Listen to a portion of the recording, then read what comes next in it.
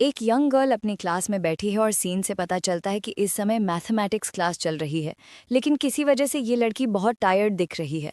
इसी बीच टीचर उसकी बोर्ड से हटती फोकस को नोटिस करता है और जोर से उसका नाम पुकारता है, सैंगजी। वो खड़ी हो जाती है और जब टीचर पूछता है कि वो क्या पढ़ा रहे थी जबकि वो ध्यान नहीं दे रही थी, तो सैंगजी बताती है कि वो एंगल 4 के 72 डिग्री के बराबर होने के बारे में बता रहे हैं। टीचर को ये सुनकर थोड़ा सरप्राइज होता है कि उसने सही कहा, लेकिन फिर भी वो उसके पास आता है और कहता है कि भले ही उसे चैप्टर समझ में हो, पर उसे फोकस मेंटेन रखना चाहिए ताकि क्लास का डेकोरम बना रहे। वो ये भी वार्न करता है कि वो लकी मत समझे कि हमेशा की तरह उसे परफेक्ट स्कोर मिल ही जाएगा। सैंगजी जवाब में कहती है कि शायद हर बार उसकी लक उसकी मदद ना करे, भले ही वो ऑलमोस्ट हर टेस्ट में परफेक्ट स्कोर लेती है। ये सुनकर टीचर गुस्से में अपने डेस्क पर स्केल पटकता है और कंप्लेन करता है कि सैंगजी बहुत टॉकेटिव है और टीचर से बहस करती है। वो गुस्से में कहता है अगर उसे लगता है कि वो इतनी केपेबल है तो वो आगे आकर क्लास पढ़ा दे। सैंगजी बिना हेजिटेशन के बोल देती है कि अगर वो आकर क्लास पढ़ाएगी तो फिर ऐसे टीचर की ज़रूरत ही क्या है। ये सुनकर उसे तुरंत एहसास होता है कि उसने शायद ओवर बोल दिया है। टीचर गुस्से में कहता है कि वो कल अपने पेरेंट्स को लेकर आए। स्कूल के बाद जब सैंगजी बाहर आती है तो उसकी फ्रेंड जेनरूई उसके पास आती है और बोलती है कि उसकी इसी बिग माउथ की वजह से उसकी मदर को इस महीने ऑलरेडी 2 बार स्कूल आना पड़ा है। सैंगजी कहती है कि उसे खुद नहीं पता उसने टीचर को कैसे इरिटेट कर दिया, और लगता है टीचर तो बिना बात के भी उसके पेरेंट्स को बुलाने का बहाना ढूंढता रहता है। जेनरू ये कहती है कि पढ़ाई के अलावा हर चीज़ में सैंगजी बिल्कुल क्लूलेस है, हालांकि उस पर कोई शक नहीं कि वो हमेशा परफेक्ट स्कोर्स लाती है। फिर वो मजाक में पूछती है कि क्या वो सैंगजी या बुक स्टोर जा रही है। पहले तो सैंगजी पूछती है कि वो वहाँ क्यों जाएगी। तब जेनरुई उसे चढ़ाकर कहती है क्योंकि वो फू जियांगचू से नहीं मिलना चाहती है ना। ये सुनकर सैंगजी गिनाई कर देती है और कहती है कि वो नहीं जाएगी। वो फ़ोन निकालती है और किसी सैंगयान नाम के व्यक्ति को मैसेज भेजती है और जेनरुई से कहती है कि फ़िलहाल उसे प्रिकॉशन लेना है और सोचना है कि टीचर चेन से कैसे डील करे। फ़ोन पर वो सैंगयान को मैसेज भेजती है, ब्रदर, तुम्हारे कॉलेज को जल्दी ही शॉर्ट ब्रेक मिल रहा है, क्या तुम कल थोड़ी देर के लिए घर आ सकते हो। जेनरू ये कहती है कि बहुत लोग सोचते हैं कि फू जियांगचू बहुत क्यूट है, वो अकेली नहीं है। इस पर सैंगजी कहती है कि शायद सबको अपनी आइज़ का चेकअप करवाना चाहिए। फिर जेनरू ये पूछती है कि वो बुक स्टोर नहीं जा रही क्योंकि कल उसे अपने पेरेंट्स को स्कूल लाना है और वो अपनी मदर की डांट से डर रही है। और अगर मदर नहीं तो क्या फादर को लाएगी। सैंगजी कहती है कि वो किसी को भी नहीं लाएगी। ये सुनकर रूई शॉक हो जाती है और पूछती है कि फिर होगा क्या। टीचर तो पेरेंट्स को कॉल कर लेगा। सैंगसी अपना फ़ोन दिखाती है और कहती है कि उसके ब्रदर आएंगे तब। तभी उसे रिप्लाई आता है। उसका ब्रदर सैंगयान लिखता है कि वो अभी घर नहीं आएगा और खासकर अगर सैंगजी वहाँ होगी तो बिल्कुल नहीं आएगा।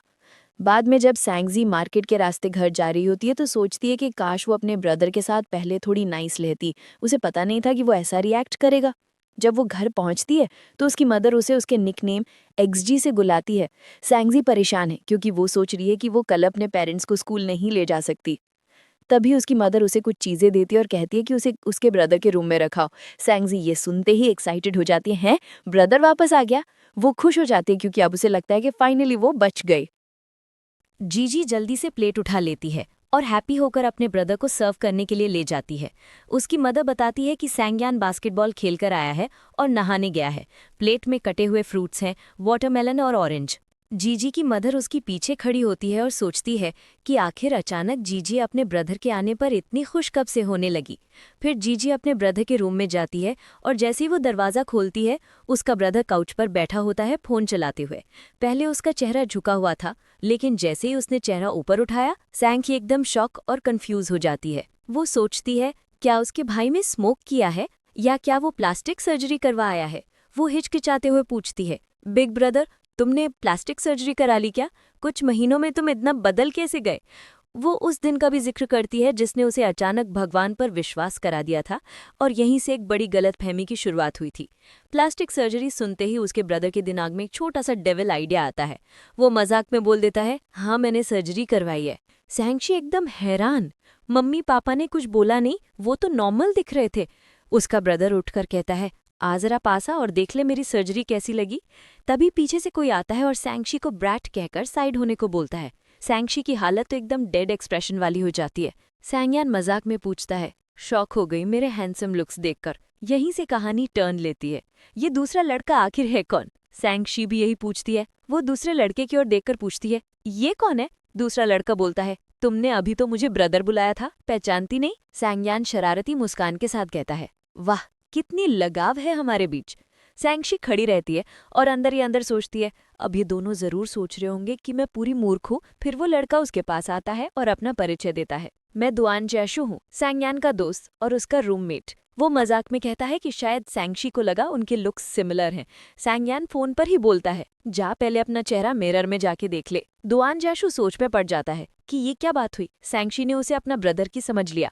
सैंक्षी शर्म से प्लेट उसी के ऊपर फेंक देती है ताकि वो अपनी बात पूरी न करे, क्योंकि वो समझ गई थी। वो कहने वाला था कि क्या उसने भी प्लास्टिक सर्जरी करवाई है जैसे वो उसके ब्रदर हो। सैंगयान ब्रैट बोलकर उस पर चिल्लाने लगता है। वो पूछता है कि सच में उसे लगता है कि उसे प्लास्टिक सर्जरी की ज़रूरत है अच्छा दिखने के लिए, और ये क्यों ज़रूरी होगा। इस पर परेशान सैंक्षी कहती है, वाई नॉट, प्लास्टिक सर्जरी चाहना नॉर्मल है। वो कहती है कि मॉम ने बताया ही नहीं था कि सैंगयान अपने फ्रेंड्स को साथ लाएगा, इसलिए उसने सोचा था कि कमरे में सिर्फ एक ही व्यक्ति होगा और वो उसका भाई होगा, इसलिए उसका गलत समझना नॉर्मल था।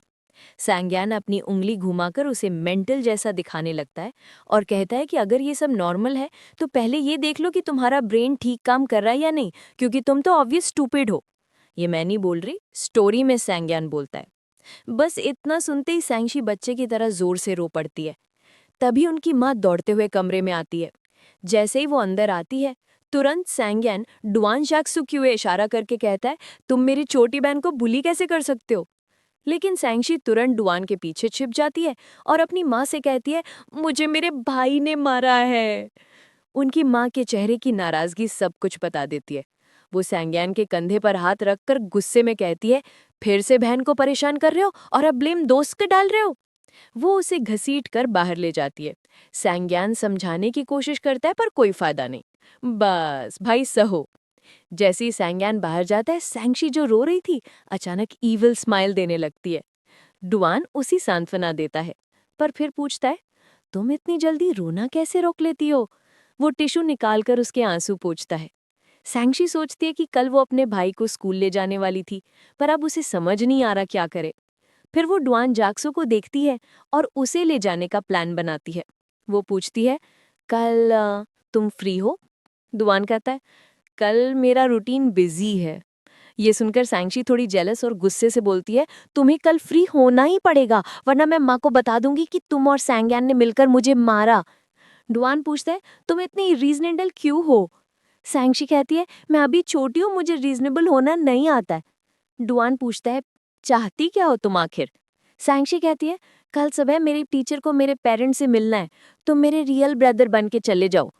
डुआन पूछता है, फिर सैंगयान क्यों नहीं। वो कहती है, मैं अभी उससे जो किया उसके बाद अगर मैं उससे कहूंगी वो सीधा मॉम को बता देगा। तभी दरवाजा जोर से खुलता है और सैंगयान अंदर आता है। वो अपने कपड़े उठाता है और डुआन से कहता है, चलो निकलना है। जाते हुए वो सैंक्षी से कहता है, नेक्स्ट टाइम मिलेंगे। सैंक्षी हैरान रह जाती है कि नेक्स्ट टाइम का मतलब क्या है। वो उसे हल्के से रोक कर कहती है, थोड़ी देर रुक जाओ, डिनर हो जाने दो, ये तुम्हारा घर पे पहला दिन है। डुआन कहता है, फिर नेक्स्ट टाइम डिनर कर लेंगे। सैंक्षी ऑलमोस्ट बेग करने लगती है। सैंगयान कहता है, आज तुम लोग पहली बार मिले हो, ऐसा बिहेव कर रहे हो जैसे कल से बिछड़ जाओगे। फिर वो डुआन से कहता है, मेरी बहन सिर्फ 13 साल की है। सैंक्षी तुरंत बोलती है, मैं 13 की हूँ। डुआन ये सुनकर शॉक हो जाता है कि वो सिर्फ 13 की है और हाई स्कूल में है। वो पूछता है, कौन सी स्कूल। सैंक्षी कहती है, राइजिंग सन मिडिल स्कूल, और मेरा नाम सैंक्षी है। शी का मतलब होता है चाइल्डिश। सैंगयान डुआन की तरफ देखते हुए कहता है, अभी भी बात करोगे, क्या रिपोर्ट बनवा दूं। जाते वक्त वो उसके चीक्स पिंच करता है और कहता है, आप समझ आए नेक्स्ट टाइम का मीनिंग। दोनों चले जाते हैं। सैंक्षी अपने गाल रगड़ते हुए सोचती है, ये बंदा मेरे गाल पिंच करके कैसे चला गया। लेकिन सैंगजी अचानक ब्लश करने लगती है, क्योंकि उसे याद आता है कि उनकी फर्स्ट मीटिंग में ही उसने उसका चेहरा पिंच किया था और उसे लिटिल सैंगजी कहा था। शाम के समय जब दोनों लड़के स्कूल वापस जा रहे होते हैं, दुआन जियाशु सैंगयान से कहता है कि उसकी छोटी बहन की कल पेरेंट टीचर मीटिंग है और वो चाहती है कि वो उसकी तरफ से जाकर टीचर से मिल ले।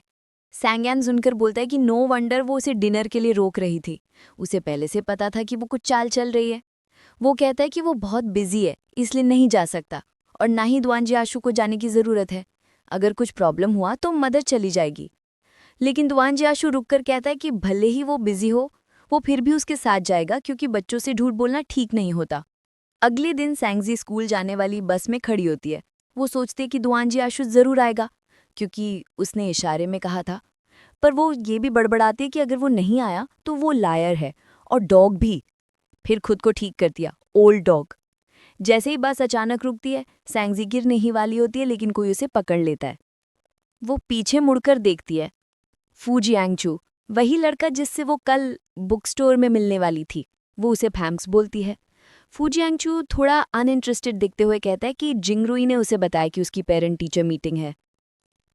सैंगजी बिना उसकी ओर देखे बोलती है कि ये लड़के मुझे सब कुछ बता देती है। फू कहता है कि तुम कल बुक स्टोर नहीं आई थी, तो उसने जिंगरुई से पूछा और उसे ये पता चला। वो ये भी बताता है कि उसके टीचर ने भी उसके पेरेंट्स को बुलाया, क्योंकि वो क्लास में ध्यान नहीं देता। सैंगजी कहती है कि उसे भी कभी ऐसा हुआ था, पर उसका रीज़न ये था कि टॉपिक बहुत ईजी था, इसीलिए वो बोर हो गई थी। फू जियांगचू पहले कहता है कि उसके लिए भी टॉपिक ईजी था, लेकिन सैंगजी जानती है कि वो एक्ट स्कूल, इसलिए वो बोल देती है कि पिछले एग्जाम में उसका सबसे खराब स्कोर आया था। फू जवाब देता है कि आंसर्स इतने ईजी थे कि उसने लिखने की जहमत ही नहीं उठाई। कुछ देर चुप रहने के बाद वो पूछ लेता है कि पिछले एग्जाम में सैंगजी का रैंक क्या था। वो कामली कहती है फर्स्ट। फू कह देता है कि इस बार वो फर्स्ट आएगा। सैंगजी आंखें घुमाकर कहती है कि ऐसा कैसे पॉसिबल है जब वो खुद यहाँ है। फू मन ही मन सोचता है कि उसने क्यों शो ऑफ किया। फिर स्कूल में उसकी क्लासेस चलती रहती हैं और वो पूरा दिन दुआन जैशु के बारे में सोचती रहती है कि उसने ठीक से बात नहीं समझाई, ना ही उसने अपना कांटेक्ट दिया, तो वो कैसे आएगा। स्कूल खत्म होने का समय लगभग 4:30 होता है। पूरी क्लास खाली हो जाती है। वो 1 घंटे तक इंतजार करती रहती है। आखिर में वो गुस्से में खड़ी होकर चिल्लाती है, लायर। वो अपना बैग पैक करती है और क्लासरूम से बाहर निकलती है, तभी वो किसी से टकरा जाती है। वो शख्स बड़े आराम से उससे पूछ रहा था कि क्या ये फर्स्ट ईयर की क्लास है, और जैसे ही वो ऊपर देखती है वो डुएन जैशुआ था। वो सच में अपने वादे पर आया था। सैंगसी की आंखों में तुरंत आंसू भर जाते हैं, जैसे वो रोने ही वाली हो। डुएन जैशुआ उसके हेड पर पैट करते हुए कहता है कि तुम्हारा टीचर इतना स्कैरी है, रोना नहीं, अगर स्कोल्डिंग होगी तो मैं ले लूंगा तुम्हारे बदले। वो रोना रोकते हुए पूछती है, तो फिर तुम लेट क्यों आए। वो उससे टाइम पूछता है कि उसे किस टाइम आना था। वो कहती है स्कूल 4:30 पर खत्म होता है। वो तुरंत सॉरी बोलता है, मुझे टाइम नहीं पता था। वो उसकी शर्ट पकड़ लेती है और कहती है, मेरे साथ टीचर ऑफिस चलो। रास्ते में सैंगसी उसे इंस्ट्रक्शंस देती है, टीचर पहले कंप्लेंट करेगा, तुम बस यस यस बोल देना, ज्यादा टॉक मत करना, वरना ट्रूथ बाहर आ गया तो हम दोनों की बैंड बज जाएगी, समझे। डुएन जैशवर्स की तरफ देखता है और कहता है, ये तो सच में स्कैरी है। वो उसे बोलती है, थोड़ा ब्रेवर बनो। वो हंसते हुए कहता है, हाँ मैं ब्रेवर बनूंगा। वे दोनों स्टाफ रूम पहुंचते हैं। वहाँ बॉल टीचर चेन बैठा होता है। वो उसका नाम लेता है और वो कहती है, यस, और ये मेरा बिग ब्रदर है। डुएन जैशुआ जल्दी से खुद को इंट्रोड्यूस कर देता है, मैं सैंग यान हूँ, इसका बड़ा भाई। टीचर चेन उनके पास आता है और उनसे मिलकर फिर बोलता है, ये वही लड़की है जिसे कई बार बुलाया गया है। उसके पास ही फू जियांगचू भी खड़ा होता है, जो सैंगसी की तरफ देखता है, लेकिन आई कांटेक्ट अवॉइड कर लेता है। शायद शर्मा रही हो, कौन जाने। टीचर चैन कहता है उसे कुछ डॉक्यूमेंट्स लाने हैं, तब तक वे बैठकर वेट करें।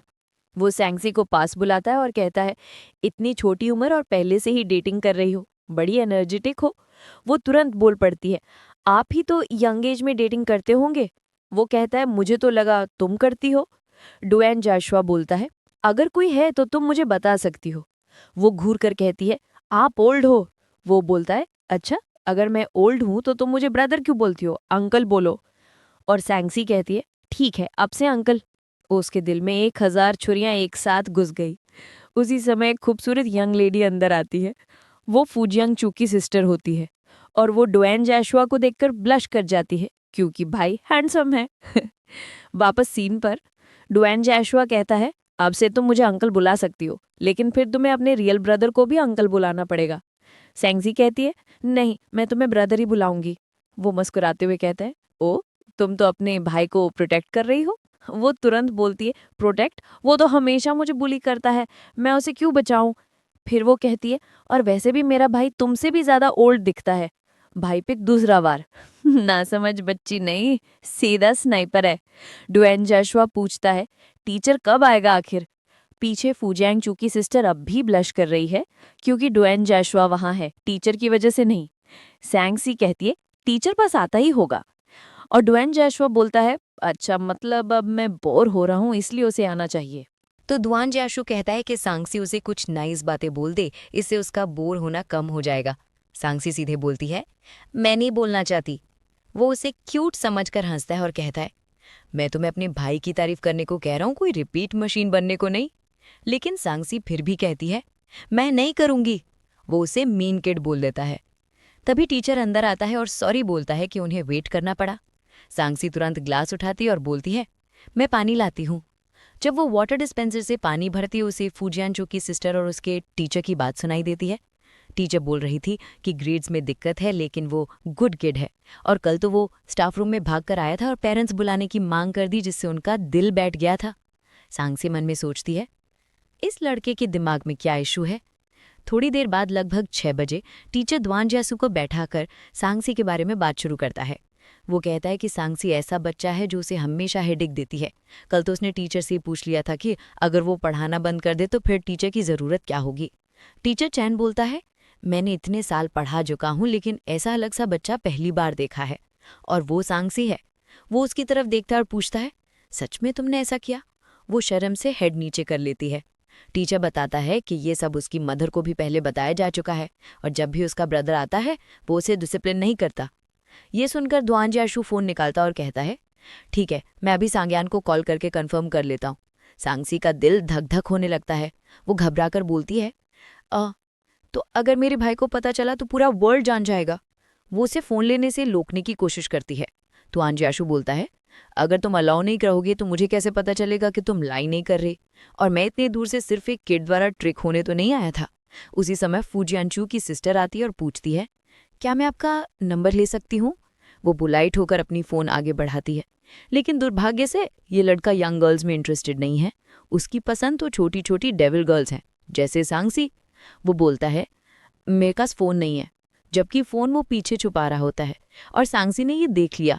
वो ज़ोर से बोल देती है, तो आप अपना होम नंबर दे दो। उसकी बात सुनकर उसका चेहरा फ्रीज हो जाता है, और फिर सांगसी आगे बोल देती है, अरे आपने तो कहा था कि इस महीने 30 गर्लफ्रेंड्स बनानी है, तो ये आपकी 30th गर्लफ्रेंड बन सकती है, बाकी 29 तो पहले से ही है ना। वो लड़की धीरे धीरे अपनी फ़ोन वापस रख लेती है और पछतावा उसके चेहरे पर साफ झलकता है। द्वान जियाशु फिर सांगसी के सिर पर थपकी देता है और कहता है, सीक्रेट रिवील करने की क्या ज़रूरत थी, अब डर गई लड़की। वो कहता है, मैं आज पूरा दिन अपनी लिटिल सिस्टर के साथ बिताना चाहता था, बट सिंस तुमने उसे पसंद कर लिया तो ठीक है, मैं कोशिश कर लेता हूँ। और जैसे ही वो लड़की की तरफ बढ़ता है वो भाग जाती है। द्वान जियाशु फिर सांगसी की तरफ देखकर बोलता है, अब क्या करें, अभी तो मेरे पास 30 गर्लफ्रेंड से एक कम है, तो क्यों ना तुम ही मेरी 30th गर्लफ्रेंड बन जाओ, थोड़ा साथ दे दो, बस कंपनी देने के लिए। वो भी उस दूसरी लेडी की तरह भागने की कोशिश कर रही थी, लेकिन उसकी किस्मत खराब थी और द्वान जैक्से ने उसे पास खींच लिया। उसने उसे पूछा कि वो क्यों भाग रही है। उसने कहा कि अब शाम होने वाली और अगर वो जल्दी घर नहीं गई तो उसकी मॉम चिंता करना शुरू कर देंगी, इसलिए द्वान जैक्से उसके साथ घर छोड़ने के लिए साथ चलने लगा। सैंगजी ने पूरे कोशिश की खुद को छुड़ाने की। वो यहाँ तक बोलने लगी कि बस स्टैंड उसके स्कूल के पास है और वो खुद चली जाएगी, उसे परेशान होने की ज़रूरत नहीं। वो तो यहाँ तक बोल देती है कि अगर वो उसके साथ जाएगा तो वो अपने कॉलेज के लिए लेट हो जाएगा। असल में वो बस किसी तरह उससे छुटकारा पाना चाहती थी, लेकिन द्वान जियाक्से ने बात को इस तरह लिया कि वो उसकी चिंता कर रही है। उसने कहा कि उसे ये पहले क्यों नहीं समझ आया कि सैंगजी उसकी इतनी केयर करती है। सैंगजी तुरंत बोलती है कि वो तो बस प्रैंक कर रही थी, लेकिन हाँ उसने उसकी हेल्प भी की थी। फिर वो पूछती है कि वो उसे जाने क्यों नहीं दे रहा। वो पूछता है कि उसने उसकी हेल्प कब और कैसे की। तब सैंगजी कहती है कि वो इतने देर से सोच रहा था, इतना विजिबल था कि वो उस लड़की को अपना फ़ोन नंबर देना नहीं चाहता था, बस उसे ये नहीं समझ आ रहा था कि मना कैसे करे, इसलिए उसने हेल्प कर दी, लेकिन उसने उससे थैंक्स भी नहीं बोला। वो हंसकर थोड़ा मजाक में कहता है कि अगर उसे वो लड़की पसंद आती तो। तब सैंगजी तो दो लवर्स के बीच में आके उनको अलग कर रही होती। सैंगजी तुरंत जवाब देती है कि वो यहाँ अपनी टीचर से मिलने आया है, गर्लफ्रेंड बनाने नहीं। द्वान जियाक्सी कहता है कि इस बात का तो उसे कोई जवाब नहीं, लेकिन वो ये भी पूछता है कि आखिर वो किसने बोला था कि वो किसी का भाई बनकर टीचर से मिलने आए। ये सुनकर सैंगजी चुप हो जाती है। फिर वो उसे लेक्चर देने लगता है कि उसे क्लास में टीचर की बातों को ध्यान से सुनना चाहिए, और सबसे इम्पोर्टेंट बात, उसे अभी किसी को डेट नहीं करना चाहिए। उसकी उम्र में बॉयफ्रेंड ढूंढने के बजाय कुछ अच्छे लाइफ लॉन्ग दोस्त बनाना ज्यादा सही है। सैंग जी घबरा के बोलती है कि वो पहले ही उसे बता चुकी है, लेकिन वो उसे बीच में ही रोककर कहता है कि अगर टीचर ने फिर से पेरेंट्स को बुला लिया तो उसका ये भाई वाला ड्रामा पकड़ा जाएगा, और जब पकड़ेगा तो उसे एक्सप्लेन करना मुश्किल होगा कि उसने आज क्या किया। इसलिए उसके भले के लिए वो टीचर से बदला लेने वाली बात छोड़ दे। ये सुनकर सैंगजी दुखी हो जाती है और पूछती है कि क्या दुआन जियाक से हर बार आ सकता है जब टीचर पेरेंट्स को बुलाएंगे। वो कुछ नहीं बोलता, बस मुस्कुरा देता है। सैंगजी समझ जाती है कि अब उसे खुद ही संभालना होगा। वो उसे घर छोड़ देता है। सैंगजी घर में दाखिल होती है और दरवाजे के पास टिककर सोचती है कि पता नहीं वो उसे फिर कभी देख भी पाएगी या नहीं। वो अपने कमरे की खिड़की से उसे देखने की कोशिश करती है। बाहर वो फोन पे बात कर रहा होता है। जैसे ही वो ऊपर देखता है, सैंगजी जल्दी से छुप जाती है। इसके बाद वो शायद अपनी डायरी में लिखती है कुछ ऐसा जो थोड़ा सा खट्टा है लेकिन हल्की सी मिठास भी है। धीरे धीरे मन में उगने लगा है। जब लड़की ने इसे महसूस किया तो उसे लगा कि अब उसके पास एक छोटा सा सीक्रेट है जिसे वो किसी से कह नहीं सकती। फिर उसी दिन सैंगजी फ्रिज से स्ट्रॉबेरीज निकालती है और सोफा पे बैठकर टीवी देखने लगती है, जैसे बचपन में स्कूल से आने के बाद फेवरेट स्नैक और फेवरेट कार्टून देखने वाला वाइब होता है। तभी फोन बजता है। उसकी माँ बताती है कि वो लोग देर से आएंगे और उसे राइस बना देना चाहिए। सैंगजी बोल देती है कि ठीक है, लेकिन असल में उसका राइस बनाने का कोई मूड नहीं होता। तभी मेन डोर खुलता है और सैंगजी अंदर आता है। दोनों एक दूसरे को देखते हैं, जैसे बड़ा टाइगर कैट और छोटा किटन, और फिर उनका वो डेली वाला फनी लड़ाई वाला माहौल। सैंगजी उसे बताती है कि माँ ने फोन किया था और बोला है कि सैंगयान डिशेस धोए और राइस बनाए। सैंगयान कहता है कि मॉम को तो पता भी नहीं कि वो फेस्टिवल पर घर आ रहा है, तो वो उसे काम करने को क्यों कहेंगी। सैंगजी चुपचाप स्ट्रॉबेरीज खा रही होती है और उसे कहती है कि खुद कॉल करके पूछ ले, लेकिन सैंगयान उसकी स्ट्रॉबेरीज छीन लेता है और खाने लगता है। पीछे से सैंगजी गुस्से में बोलती है बाउल वापस दो। वो कहता है कैसे ये तुम्हारी हुई, क्या तुमने खरीदी है। वो कहती है मैंने फ्रिज से निकाली थी। तभी सैंगयांग का फोन बजता है। सैंगसी बोल उठाकर वहां से निकल जाती है। सैंगयान कॉल उठाकर बोलता है कि वो घर आ गया है और सामने वाले को बोलता है कि वो कितनी बार अपनी कीज भूल जाएगा। वो ये भी बोलता है कि कोई चियांग भी हॉलिडे पर घर चला गया है और कहता है कि डुआन जियासू से पूछ लेना क्योंकि वो घर नहीं गया, पर शायद स्कूल में भी नहीं होगा। सैंगसी जिसने ये सब सुना, उसका स्ट्रॉबेरी वाला बोल हाथ से गिर जाता है। सैंगयान उसे देखकर पूछता है कि क्या वो कार्टून देखकर इतना इमोशनल हो रही है। वो चाइनीज कार्टून जिसमें एक गोट और एक वुल्फ होते हैं। वो पूछता है क्या फिर से शू यांग यांग को वी टाई लैंग ने पकड़ लिया। वो अपनी छोटी बहन को चिढ़ाता रहता है और वो हर बार गुस्सा हो जाती है कि मैं वो कार्टून नहीं देखती। नीचे गिरे स्ट्रॉबेरीज उठाते हुए सैंगसी सोचने लगती है, डुआन जियासू घर क्यों नहीं गया। फेस्टिवल हॉलिडे थी, स्कूल में भी नहीं है, तो कहीं गर्लफ्रेंड के साथ घूम रहा होगा। ओहो, ये गर्ल तो सच में छोटी उम्र में भी काफी आगे है फीलिंग्स में। कॉल खत्म होने पर सैंगसी पूछती है कि क्या वो अपने डॉम में अकेला है बिना गर्लफ्रेंड के। सैंगयान थोड़ा जेलस सा बोलता है कि वो वहाँ कितना पॉपुलर है। सैंगसी स्ट्रेट फेस बनाकर बोलती है कि उसे प्लास्टिक सर्जरी करवा लेनी चाहिए, ये ज़रूरी है। ये सुनकर सैंगयान उसे पकड़कर उसकी गाल खींचता है और वो गुस्से में बोलती है कि अगर मैंने तुझे चिढ़ाया नहीं तो तुमने मुझे अगली क्यों बोला। वो कुछ जवाब नहीं देता। सैंगसी कहती है कि अगर हम दोनों दिखते हैं एक जैसे हैं तो तुम सबसे अगली हो। वो बोलता है कि डॉम में कोई टेकन नहीं है क्योंकि सब लोग उससे ही डेट करना चाहते हैं और वो घर इसलिए आया कि इन सब से बच सके, और ये भी मजाक में कि दुर्भाग्य से मैं स्ट्रेट हूँ। लेकिन सैंगसी के लिए इस बात से ज़्यादा इम्पोर्टेंट कुछ नहीं था कि डुआन जियासू टेकन नहीं है। सैंगसी का भाई उसे घूर कर पूछता है कि वो कौन सा ईवल प्लान बना रही है उसके साथ डॉम जाने का। डैड उसके हेड पर हल्का सा मारते हैं और कहते हैं कि वो जा रही है तो अच्छा ही है, थोड़ी हेल्प कर देगी। भाई कहता है कि वो बहुत छोटी है, कुछ लग क्या तो। डैड कहते हैं कि वो ध्यान रखेगा। अगले दिन सैंगसी अपने भाई को कॉल करती है और बोलती है कि वो गेट पर आकर उसे ले जाए। भाई हैरान होता है कि वो सच में आ गई। वो कहता है कि वो नहीं आ सकता और उसे रास्ता समझा देता है, बिल्डिंग 9 रूम 525, और फ़ोन काट देता है। सैंगसी को अपने पापा की कार दिखती है और उसमें एक प्लशी फॉक्स भी। वो प्लशी उठाकर बोलती है कि ये बहुत अगली है और ऐसी अगली इंसान सैंगयान के लिए परफेक्ट है। उसी वक्त उसे पीछे किसी की प्रेजेंस महसूस होती है। वो मुड़ती है और सामने डुआन जियासू खड़ा होता है। वो हंसते हुए पूछता है, इतनी छोटी थी कहाँ से आई, और तुम हमेशा मेरी चीज़ क्यों चुराती हो। वो फ्रीज हो जाती है। वो झुककर उससे पूछता है, क्या तुम्हारी नज़र गगा की चीज़ों पर है। उसका दिल तेज धड़कने लगता है। वो लाल चेहरा बनाकर कहती है कि उसे पता नहीं था कि ये उसका है। वो कहती है कि वो बस अपने भाई की डॉम शिफ्ट में हेल्प करने आई है। डुआन जियासू मुस्कुराता है।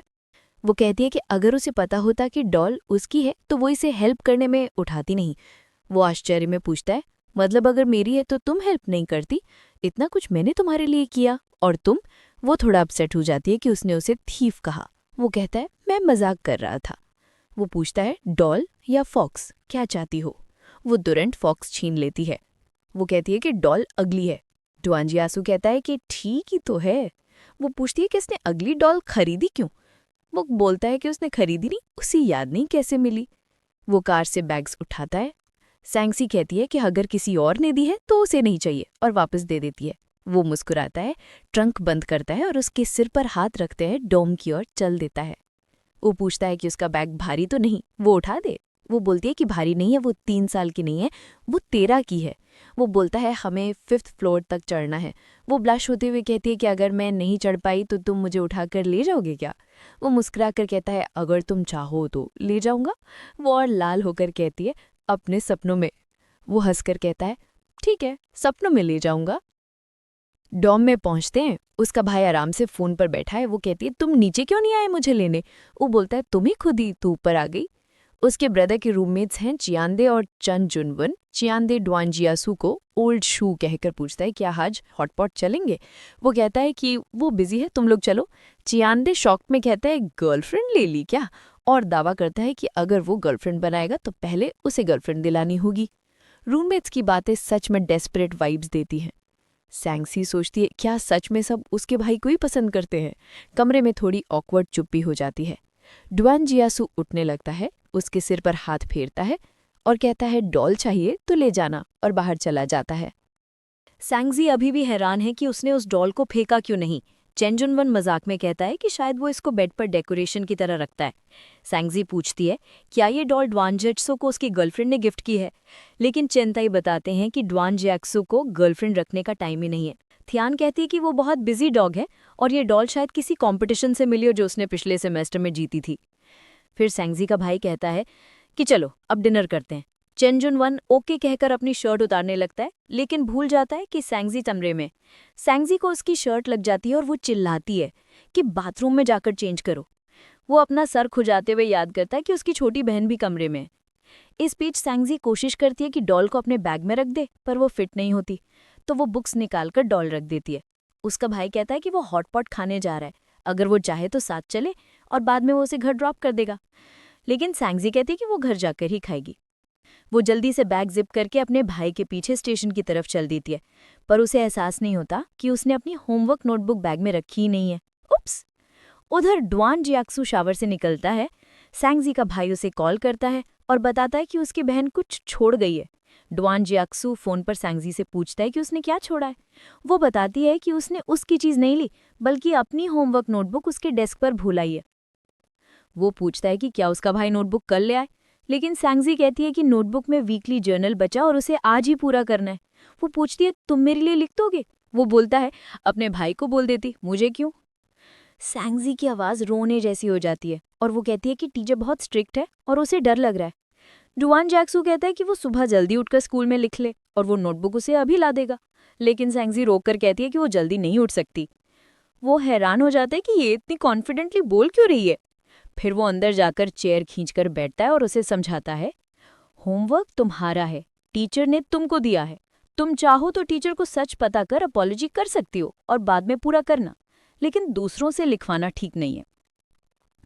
फिर वो कहता है कि कल 6:30 स्टेशन पर वो उसका इंतजार करेगा और साथ में जर्नल पूरा करवाएगा।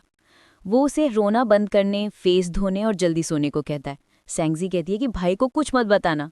वो फुल कट में थोड़ा मजाक करता है, फिर कहता है, ठीक है, नहीं बताऊंगा। फोन कट होने के बाद ड्वान जियाक्सु उसकी नोटबुक खुलकर कहानी पढ़ता है। अ स्ट्रे डॉग, मैंने कसम खाई कि उसमें लिखा था कि मौसम खराब था, बादल छाए थे। वो घर लौट रही थी जब उसे एक काले रंग का स्ट्रे डॉग दिखा। उस डॉग को देख उसका मूड खराब हो गया क्योंकि वो उसके भाई जैसा दिख रहा था, जैसे दोनों एक ही मोड़ से कटे हों। ड्वान जियाक्सु हंस हंस के पागल हो जाता है। सुबह अलार्म बजता है। सैंगजी डॉल उठाकर कान ढकती है, फिर याद आता है कि 6:30 स्टेशन पर मिलना है। वो जल्दी से तैयार होकर स्टेशन पहुंचती है। सैंगजी कॉल पर कहती है कि वो बस स्टॉप पर खड़ी है और अगर वो देर करेगा तो उसकी गर्लफ्रेंड कोई फूल जैसी सुंदर ले जाएगी, लेकिन बॉडी ट्रांसफॉर्मर्स जैसी होगी। उसी समय उसके सिर पर वाटर बॉटल से चोट लगती है। वो देखती है डुआन जैक्सी उसके बगल में ही खड़ा है। वो उसे देखता है और पूछता है कि उसे मैनर्स भी हैं या नहीं, और मजाक में रुआ नाम की गर्ल की तारीफ करता है। सैंगजी शॉक में बोलती है कि उसकी तुलना उससे कैसे कर सकते हो, फिर चिढ़कर कहती है कि उसे ऐसा मत बुलाओ, और ये भी कि रुआ तो सुंदर के आसपास भी नहीं है। वो छोटी है पर फीलिंग्स डेवलप करी है, सो इसलिए थोड़ा जेलस और नखरेली बिहेव कर रही है। आखिर में वो कहती है तो मुझे फिर चिढ़ाने लगे। द्वांजिया शू उसके पास आता है और मजाक में कहता है कि सैंगजी बचपन से इतनी जल्दी गुस्सा क्यों हो जाती है, वो तो बस मजाक कर रहा था। वो उसकी तरफ एक बॉटल लाकर रख देता है। सैंगजी वो बॉटल पकड़ लेती है और ध्यान से देखने लगती है। और यहाँ इम्पोर्टेंट बात यह है कि ये गोट मिल्क था और सैंगजी को गोट और बीफ प्रोडक्ट से एलर्जी होती है। वो बॉटल को ध्यान से देखने लगती है तो द्वांजिया शू पूछता है कि वो उसे पिएगी नहीं क्या। सैंगजी बिना उसकी तरफ देखे बॉटल को अपने बैग में रख लेती है और कहती है कि हाँ, वो इसे जरूर पिएगी। वो मजाक करते हुए कहता है कि जिस तरह वो उसे छुपा रही है, लगता है जैसे वो उससे उसे छीन लेगा। सैंगजी कहती है कि अब ये बॉटल उसकी है क्योंकि उसने उसे दे दिया है। द्वांजिया शू पीछे वाली दुकान की ओर इशारा करता है और कहता है कि सैंगजी को वहां जाना चाहिए और जल्दी से अपना होम। फिर दोनों एक रेस्टोरेंट्स में बैठते हैं। द्वांजिया शू कहता है कि वो ब्रेकफास्ट लेने जाता है।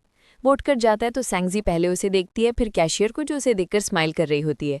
तभी द्वांजिया शू पूछता है कि वो क्या खाना चाहती है, तो सैंगजी तुरंत अपना सिर घुमा लेती है और अपनी नोटबुक में लिखने लगती है। कुछ देर बाद वो उसके पास आकर बैठ जाता है और बुक पढ़ने लगता है। हाँ, उसके हाथ में सैंडविच भी है। सैंगजी उससे पूछती है कि क्या उसकी वेकेशन शुरू नहीं हुई। वो कहता है कि अभी नहीं। फिर सैंगजी उसके कॉन्टैक्ट नंबर और 123 पोस्टल कोड के बारे में सोचने लगती है और पूछती है कि वो कहाँ रहता है। वो बताता है कि वो इस सिटी में नहीं रहता। बातों बातों में सैंगजी कहती है कि एग्जाम्स के बाद तो वो घर जाएगा, लेकिन वो कहता है कि वो घर नहीं जाएगा। फिर वो उसकी नोटबुक की ओर इशारा कर उसे याद दिलाता है कि स्कूल जाने से पहले होमवर्क पूरा करना होगा। सैंगजी का ध्यान हट जाता है तो वो उसके सिर पे हल्के से हाथ रखकर उसे फिर से फोकस करने को कहता है। करीब 7:15 बजे सैंगजी कहती है कि उसका होमवर्क पूरा हो गया है, तो वो कहता है कि अब वो उसे स्कूल के मेन गेट तक छोड़ देगा। जब वो उसे गेट पर छोड़ने आता है और सैंगजी जाने लगती है तो वो उसे रोककर उसके हाथ में एक छोटा सा फोल्डेड पेपर रख देता है। उसी दिन से सैंगजी का दिल और सांसें दोनों तेज होने लगती हैं।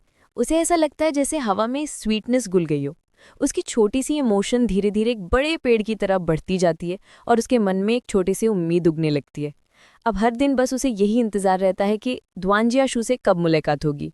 वो उस छोटे से कागज़ को उन छोटे छोटे क्राफ्टेड स्टार्स के साथ एक बॉटल में रख देती है और चाहती है कि वो जल्दी बड़ी हो जाए ताकि दिन जल्दी बीतें और वो इससे फिर मिले। कुछ देर बाद समर वेकेशन शुरू हो जाती है। सैंगजी घर पर होती है। पीछे से उसका भाई सैंगयान कहता है कि वो बाहर जा रहा है, सैंगजी को घर में बैठकर होमवर्क पूरा करना चाहिए।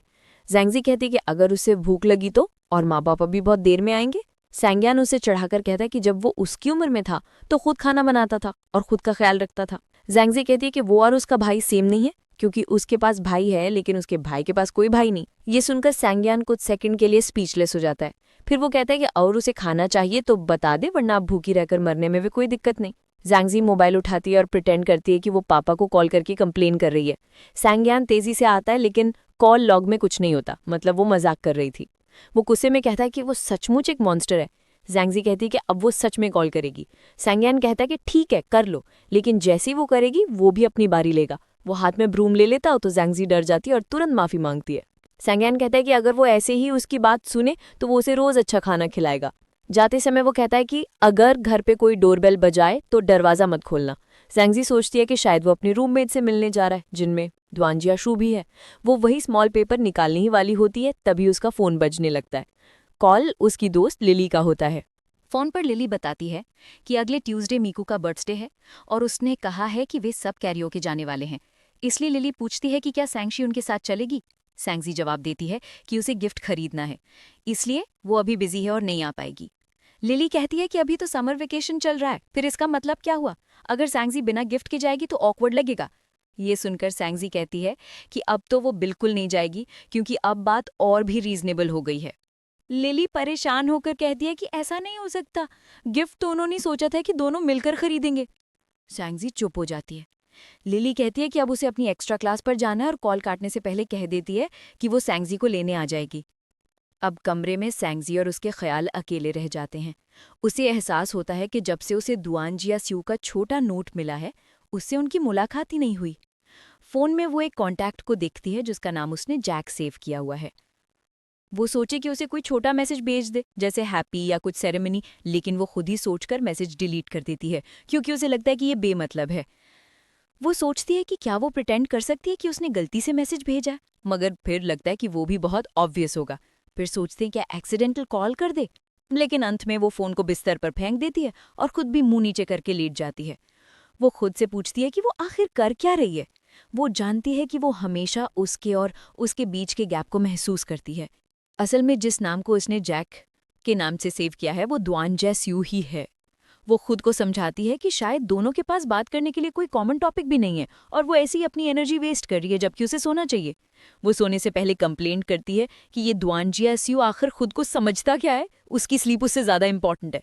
फिर वो अपने हाथ में वो टेडी उठाती है जो उसे द्वानजियास्यू के हॉस्टल से मिला था। वो टेडी के फेस को देखती है और सोचती है कि शायद ऐसा नहीं है, शायद वो सिर्फ ओवरथिंकिंग कर रही है। वो मानती है कि द्वानजियास्यू गुड लुकिंग है और कोई भी उसे देखकर शायद थोड़ा और देखना चाहे। ये उसकी छोटी उम्र में बहुत गहरी फीलिंग्स है, ऐसी जो शायद पेरेंट्स ध्यान रखें। वो हल्की सी हंसती है और सोचती है कि उसकी फीलिंग्स थोड़ी शर्मिंदगी जैसी लग रही हैं।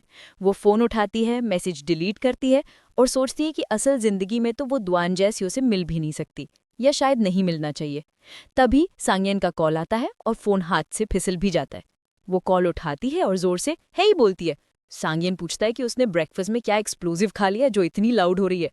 सैंगजी पूछती है कि उसने कॉल क्यों किया, तो सांगयन बताता है कि वो डिनर के लिए घर नहीं आएगा और पूछता है कि उसे क्या लेके आना है। तभी सैंगजी को जो बात सुनाई देती है वो एक्साइटेड हो जाती है। सांगयन बताता है कि द्वानजियास्यू पास ही कहीं ट्यूटरिंग कर रहा है और अगर सैंगजी चाहे तो उसे कॉल करके साथ खाना खाने को बुला सकती है। सैंगजी तुरंत कहती है कि वो साथ चलेगी। रात होने लगती है और वो उसे लेने आता है। कार में चेन फेयांदो बैठा है। वो कहता है कि थोड़ा आगे चलो क्योंकि द्वानजियास्यू ईस्ट प्लाजा के बस स्टॉप पर खड़ा है। कुछ ही देर में सैंगजी कहती है कि वो उसे देख सकती है। कार उसके सामने रुकती है। द्वानजियास्यू अंदर बैठ जाता है। सैंगजी महसूस करती है कि काफी समय बाद उनकी मुलाकात हो रही है। चेनफेई मजाक करता है कि वो हाई स्कूल स्टूडेंट्स को ट्यूटरिंग कर रहा था। सैंगजी उसे देखती है और उसे बहुत थका हुआ लगता है, लेकिन जैसे ही द्वानजियास्यू उसकी ओर देखता है सैंगजी तुरंत नजरें हटा लेती है। वो पूछता है कि उसने उसे ग्रीट क्यों नहीं किया। सैंगजी बस धीरे से कहती है बिग ब्रदर। वो पूछता है कि कुछ और नहीं कहना। सैंगजी कहती है उसने सब कह दिया। कॉन्वर्सेशन को बढ़ाने के लिए द्वानजियास्यू मजाक में कहता है कि क्या उसका बिग ब्रदर आज हैंडसम नहीं लग रहा। ये सुनकर सैंगजी कंफ्यूज हो जाती है क्योंकि किसने कहा कि वो हैंडसम है। चेनफेई पीछे मुड़कर कहता है कि सैंगजी बिल्कुल सही बोल रही है, इतना शेमलेस भी कोई कैसे हो सकता है, और फिर भी सैंगजी ब्लश नहीं कर रही। सैंगियन जो कार चला रहा है वो कहता है कि द्वानजियास्यू हमेशा ऐसे ही रहता है। चेनफे हंसते हुए बताने लगा कि एक बार जब वो 1 किलोमीटर दौड़कर थक गया था और सांस फूल रही थी, तब वो डुआनजियाक्शु के पास गया, लेकिन डुआनजियाक्शु ने बस उसके चेहरे को देखकर पूछा, "व्हाई आर यू ब्लशिंग?" जैसे ये कोई बड़ी बात ही ना हो। सामने बैठे सैंगियान ने कहा कि डुआनजियाक्शु ऐसा सिर्फ इंसानों के साथ नहीं बल्कि डॉग से भी ऐसे ही बात करता है। ये सुनकर सैंगजी के मन में जेलसी आ जाती है कि वो डॉग तक से ऐसे ही बात करता है, तो क्या वो उसे भी उसी लेवल पर समझता है। फिर उसे लगता है कि अगर वो भी ऐसे ही ट्रीट कर रहा है तो इसका मतलब वो भी उसके लिए एक डॉग जितनी ही है। टेनफे बोलता है कि ये आदमी मतलब डुआनजियाक्शु किसी काम का नहीं, इसे इग्नोर कर देना चाहिए। इस पर डुआनजियाक्शु सीधा पूछता है कि चेनफे क्यों दोनों के बीच गलतफहमी पैदा कर रहा है। चेनफे फिर सैंगजी से पूछता है कि क्या उसने कभी उसके साथ गलत किया। सैंगजी कहती है कि नहीं, वो तो अच्छा बिग ब्रदर है। ये सुनकर डुआनजियाक्शु शरारती अंदाज में पूछता है, तो मैं अच्छा नहीं हूँ? और फिर मजाक में लीन होकर कहता है कि तुम तो बड़ी अनग्रेटफुल चाइल्ड निकली। थोड़ी देर बाद वो सब होटल पहुंचते हैं। अंदर जाते हुए सैंगजी रुक जाती है और उसका चेहरा फीका पड़ जाता है क्योंकि उसे स्टमक में पेन होने लगता है। द्वानजियाक्शु उसे बोलता है कि पीछे मत रहो वरना कोई उठा कर ले जाएगा और तुम्हारा भाई को भी पता नहीं चलेगा। सैंगजी कहती है कि उसे वॉशरूम जाना है। दर्द बढ़ने पर डुआनजियाक्शु खुद उसे वॉशरूम तक ले जाने का फैसला करता है। वो नहीं चाहता कि वो अकेले जाए। मॉल के अंदर वॉशरूम देखकर सैंगजी जल्दी से अंदर चली जाती है। यहाँ उसे फ्लैशबैक याद आता है जब उसकी माँ ने उसे बताया था कि अब उसके पीरियड जाने का समय है और कैसे सैनिटरी पैड यूज करना है। उसने बैग में कुछ पैड रख दिए थे, लेकिन आज उसके पास कुछ नहीं है, बस फोन ही है। लकीली वो कुछ टिश्यूज निकालकर फोल्ड करके काम चला लेती है और सोचती है कि शुक्र है आज डार्क कलर ड्रेस पहना है। बाहर आते समय वो थोड़ी शर्मिंदा और अनकंफर्टेबल लगती है। डुआन जैक्शु से लेने आता है, लेकिन वो कहती है कि वो सैंगयान के साथ जाएगी। पर डुआन जैक्शु बताता है कि सैंगयान तो ऑलरेडी दुकान में चला गया है। अब उसे मजबूरी में डुआन जैक्शु के साथ जाना पड़ता है और उसे बहुत ऑकवर्ड महसूस होता है कि ऐसे टाइम पर उसके पीरियड्स शुरू हो गए। डुआन जैक्शु उसे देखता है और धीरे से समझ जाता है कि असल में क्या हुआ है। वो सॉफ्टली बोलता है, सो इट्स नॉट डायरिया, और उसे वापस वॉशरूम में जाने को कहता है। वो कहता है कि वो उसके लिए ज़रूरी चीज़ लेने जा रहा है। सैंगजी शर्म से रोने लगती है। डुआन जैक्शु उसके सामने झुककर उसे काम करता है और कहता है कि इसमें शर्माने जैसा कुछ नहीं है, वो बस थोड़ा वेट करे। वो जैंगयान को कॉल करता है और बताता है कि सैंगजी को पीरियड्स आ गए हैं। सैंगयान कहता है कि अगर वो मेरी लिटिल सिस्टर है तो ये सिचुएशन मेरा भी है, और उसे बताता है कि दूसरे फ्लोर पर सुपरमार्केट है। डुआन जैक्शु बोलता है कि वो तो खुद अपने लिए अंडरवेयर तक नहीं खरीद पाता, ये कैसे खरीदे। पर कॉल कट जाती है और उसे करना ही पड़ता है। दोनों शॉप में पहुंचते हैं और सामने सैनिटरी पैड्स की वैरायटी देखकर कंफ्यूज हो जाते हैं कि क्या लें। शॉप की लेडी आती है और पूछती है, हेल्प चाहिए? सैंगयान तुरंत मजाक में डुआन जैक्शु की ओर इशारा करके कहता है, एक्चुअली ये लड़की है। दोनों ऑकवर्ड फील करते हैं। फिर डुआन जैक्शु रोड प्ले में साथ दे देता है और एकदम काम हो जाता है। एक्ट करने लगता है जैसे ये सब नॉर्मल हो। वो शॉपकीपर से पोलाइटली कहता है कि क्या वो छोटी लड़कियों को ये चीज़ कैसे यूज़ करनी है समझा सकती हैं, क्योंकि हमारी सिस्टर बहुत यंग है और शायद उसे ठीक से पता न हो।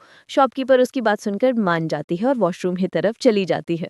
अंदर वॉशरूम में सैंगजी बेचैनी से वेट कर रही होती है। तभी एक यंग गर्ल अंदर आती है और पूछती है, तुम सैंगजी हो? और उसे वो हैंडबैग दे देती है जो उसके भाइयों ने भेजा था। वो सॉफ्टली पूछती है कि तुम्हें यूज़ करना आता है ना? सैंगजी कहती है कि हाँ, उसे आता है। उसे थोड़ा कंफर्टेबल कराने के लिए वो लड़की अपना एक्सपीरियंस शेयर करती है और कहती है कि ये नॉर्मल है, सबके साथ होता है। वो बताती है कि जब वो सैंगजी की एज की थी तो उसकी यूनिफॉर्म भी कई बार स्टेन हो जाती थी। कुछ देर बाद सैंगजी बाहर आती है और उसकी आंखें थोड़ी रेड होती है। सैंगयान देखकर पूछता है, तुम रो क्यों रही हो? सैंगजी कहती है कि उसे बस एम्बैरसमेंट महसूस हो रही थी। ऊपर से प्रॉब्लम ये कि जो हैंडबैग उसे मिला था वो ट्रांसपेरेंट था, यानी उसके अंदर जो भी था सब क्लियरली दिख रहा था, और ये छोटी सी सोल के लिए काफ़ी ऑकवर्ड था। सैंग जैन साय करता है और कहता है कि ये बैग तो कैशियर ने दिया था, वो क्या कर सकते थे? फिर वो बोलता है, ठीक है, हैंडबैग मैं पकड़ लेता हूँ, लोगों की नज़र मुझ पर पड़ेगी, तुम पर नहीं। सैंगजे अपनी आंखें पोंछने लगती है और सैंगैन की जैकेट से ही वाइप कर देती है।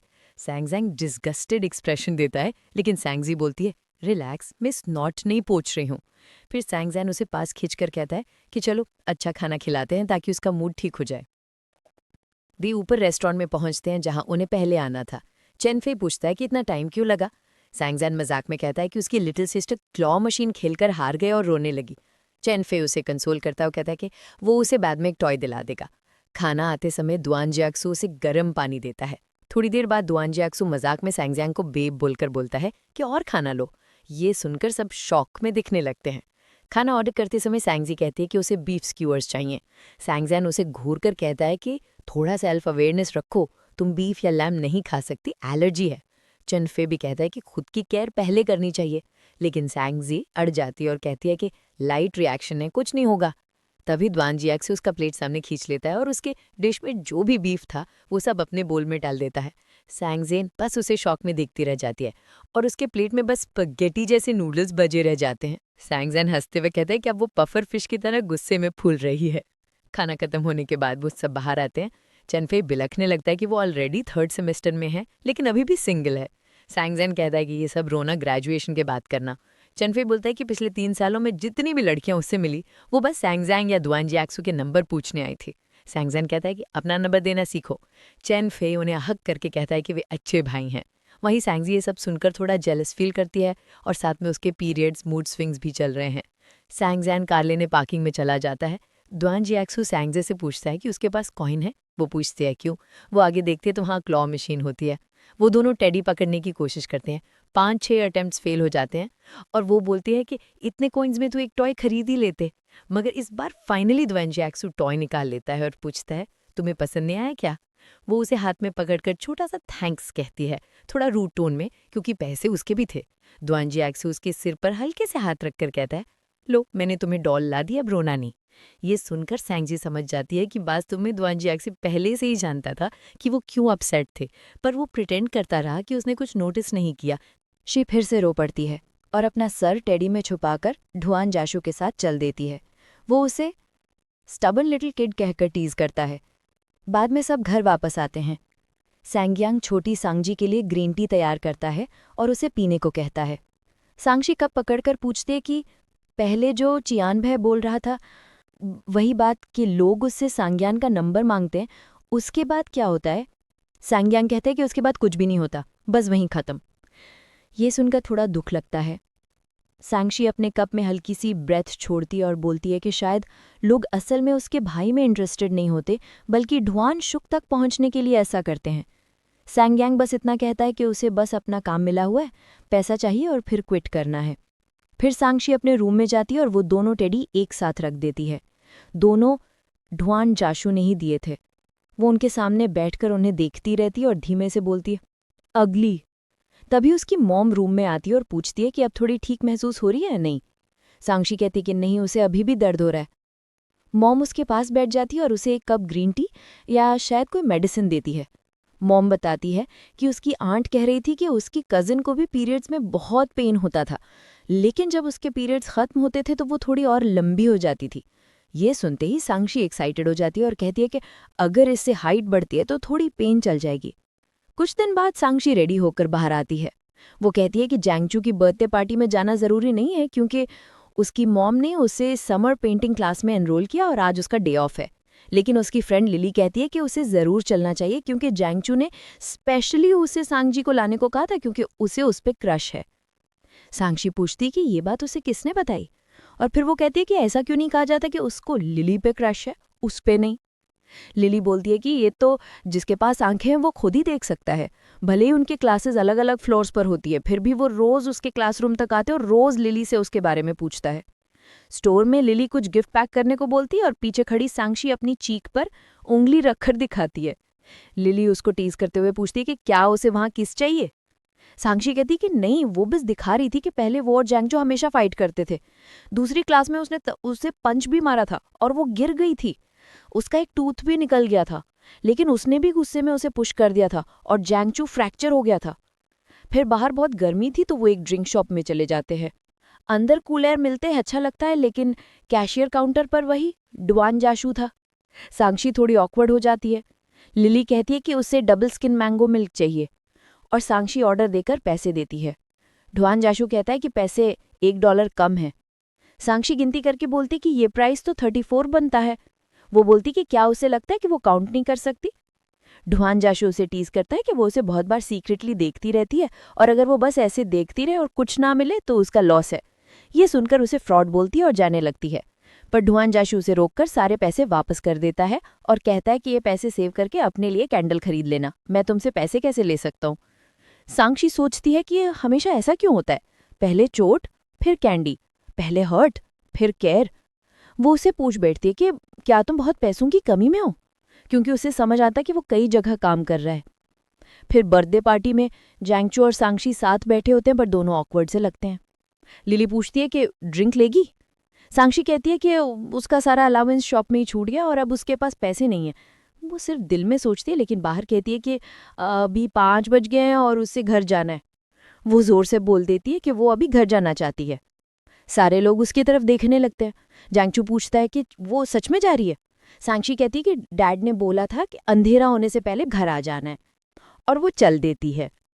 जैंगचू उठता है और उसे कहता है कि वो उसके साथ चले, वो उसे बस स्टॉप तक छोड़ देगा। लेकिन हमेशा की तरह सैंगशी मना कर देती है और कहती है कि उसे रास्ता पता है, किसी की जरूरत नहीं। उसका टोन थोड़ा रूड सा लगता है। जाने से पहले वो बस धीरे से उसे हैप्पी बर्थडे विश करती है और नीचे जाने लगती है। मॉल में नीचे उतरते समय उसे दिखता है कि जैंगचू भी धीरे धीरे उसके पीछे आ रहा है। वो पूछती है कि क्यों फॉलो कर रहा है और उसे वापस जाकर अपनी पार्टी एंजॉय करनी चाहिए। लेकिन जैंगचू कहता है कि वो फॉलो नहीं कर रहा, बस थोड़ा बाहर फ्रेश एयर लेने आया था और सोचा कि वो रास्ते में उसे एस्कॉर्ट कर दे। सैंगशी कहती है कि स्टेशन तो बस नीचे ही है, उसकी जरूरत नहीं। तभी अचानक जैंगचू उसे जोर से रोक लेता है। वो कहता है कि उसे पता है कि वो उसके साथ क्यों चल रहा है। सैंगशी उसे देखती है और बोल्ड होकर पूछती है, क्योंकि तुम्हें मुझ पे क्रश है? इम्पॉसिबल। जैंगचू का चेहरा तुरंत रेड हो जाता है और वो कहता है, हाँ, अगर सच में मुझे तुम पर क्रश हो तो? तब तुम क्या करोगी? वो कहता है कि वो उसे पहले ही पसंद करता है और चाहे कुछ भी हो, ये बात बदलने वाली नहीं। सैंक्षी शॉक में खड़ी रहती है, कुछ बोल नहीं पाती।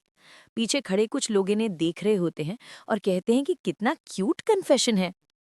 जैंगचू थोड़ा फ्रस्ट्रेटेड होता है और कहता है कि वो कुछ बोले, और सैंक्षी उसे टीज करते हुए कह देती है, तो तुम मुझे लाइक करते हो? क्या तुम भूल गए कि तुमने मेरा टूथ गिरा दिया था बचपन में? जैंगचू कहता है कि वो तो बहुत पहले की बात है। वो कहता है कि उस दिन उसका खुद का फिंगर भी चोटिल हुआ था। सैंक्षी कहती है, हाँ सही है, पर फिर भी बेटर है तुम मुझे पसंद करना छोड़ दो। मुझे ही अपने से छोटे लड़के पसंद नहीं है।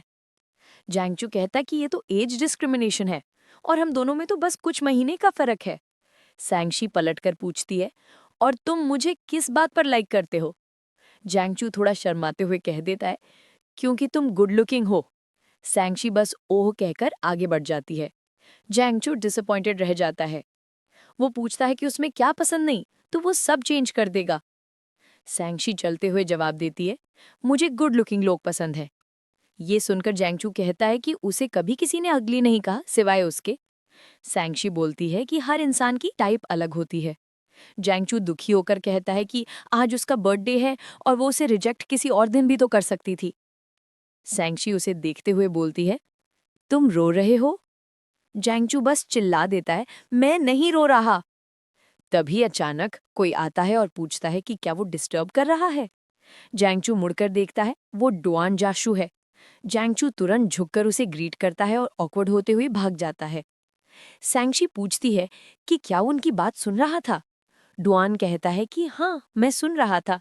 वो मजाक में कहता है कि उनकी छोटी सैंक्षी ने किसी लड़के को रुला दिया। सैंक्षी मुड़कर जाने लगती है।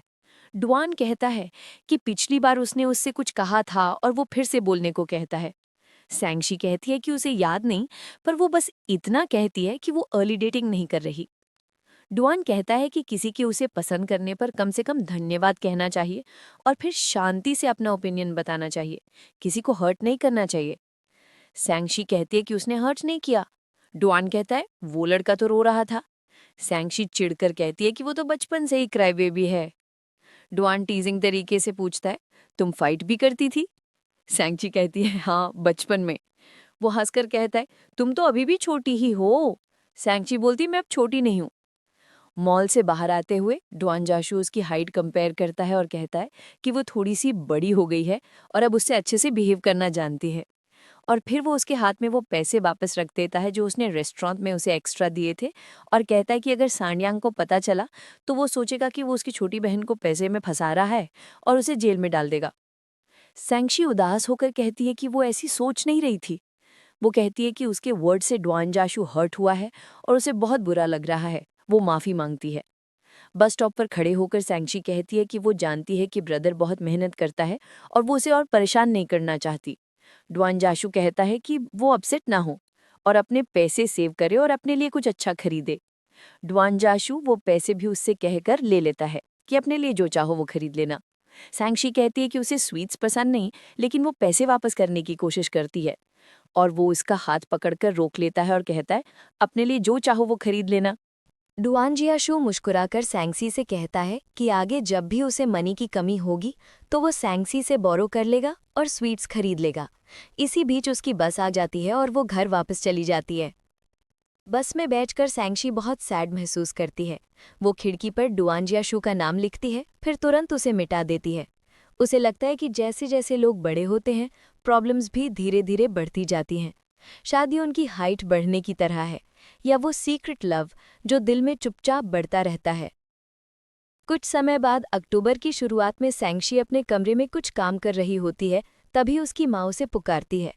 माँ दरवाजे पर खड़ी होकर उसे उसकी निकनेम से बुलाती और कहती है कि आज स्पोर्ट्स डे के लिए देर हो जाएगी।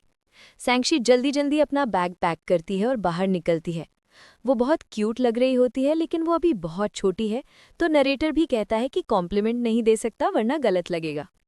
जब वो कमरे से बाहर निकलती है तो उसकी पिगी बैंक दिखती है जिस पर उसने लिखा है कैंडी फंड, क्योंकि उसे याद है कि डुआन जियाशू ने कहा था कि अगर कभी पैसे कम पड़े तो उसे स्वीट्स खरीदने में मदद कर दे। सैंक्षी कितने दिल से उसका ख्याल रख रही है। फिर वो माँ के पास जाती है। माँ बताती है कि स्कूल का स्पोर्ट्स डे वेन्यू उसके भाई की यूनिवर्सिटी से बोरो किया गया है। माँ उसकी स्पोर्ट्स टी शर्ट निकाल कर देती है। सैंक्षी उसे बैग में रख लेती है और सोचती है कि बॉल्डी जैन जो टी शर्ट डिज़ाइन करता है कितना टैगी डिज़ाइन बनाता है। जैसे ही वो स्कूल पहुंचती है, उसकी दोस्त चैन रुई उसे बुलाती है और एक स्टॉल पर साइन अप करवाने ले जाती है। लेकिन वहां सिटिंग पर्सन कह देता है कि सैंक्षी रिक्वायरमेंट्स पूरी नहीं करती, इसलिए वो पार्टिसिपेट नहीं कर सकती। तभी पीछे से उसका भाई सैनियन आता है और मजाक करने लगता है कि वो हाइट में कम है, इसलिए लॉन्ग जंप में नहीं आ सकती है। और साथ वाला लड़का उठता है, वही दुवांजियाशु। सैंक्षी का दिल तेज धड़कने लगता है। सैनियन हंसते हुए कहता है कि सैंक्षी की हाइट तो 120 सेंटीमीटर भी नहीं पहुंची है। सैंक्षी झुंझलाकर पूछती है कि ये रूल किसने बनाया। चैनरुई कंफ्यूज हो जाती है जब सैंक्षी बताने लगती है कि वो इन लड़कों को अपनी माँ के स्क्वायर डांस ग्रुप से जानती है। स्क्वायर डांस मतलब वो एक्सरसाइज जो मिडिल एज आंटीज पब्लिक जगहों पर करती है। कोच अनाउंस करता है कि जिनका ड्रॉ फिनिश हो गया है वो वॉलंटियर्स के साथ कंपटीशन एरिया में जाए। अब सैंक्षी बार्स के पास बैठी होती है और कहती है कि उसकी पोजीशन सेकंड लास्ट आई है और मौसम भी बहुत हॉट है, उसे बस जल्दी घर जाना है। तभी डुआंजियाशु उसके पास आता है और उसके सिर पर कैप पहनाकर कहता है कि आज वो बहुत प्रेटी लग रही है। तभी कोई फोटो ले लेता है, वो है सैनियन अपने डिजिटल कैमरा के साथ। वो टीजिंग करते हुए कहता है कि वो ब्यूटी पैजेंट में हिस्सा ले सकती है। सैंक्षी को अजीब लगता है और कैमरा छीनकर फोटो डिलीट करने की कोशिश करती है, लेकिन सैनियन उसे रोक देता है। वो कहता है उसे बताना चाहिए कि वो कब अच्छी दिख रही है, वरना भाई को कैसे पता चलेगा। सैंक्षी गुस्से में होती है और लड़ नहीं पाती। तभी डुआंजियाशु उठकर सैनियन से कह देता है, तुम मेरी बहन को क्यों बुली कर रहे हो। सैंक्षी उसके पीछे छिपकर भाई को दिखाती है कि अब उसने उसका साइड ले लिया है। फिर कोच अनाउंस करता है, प्लेयर नंबर 154 एंड 155 रेडी। सैंक्षी अपनी कैप डुआंजियाशु को वापस देती है और कहती है कि अब वो कंपटीशन के लिए जा रही है।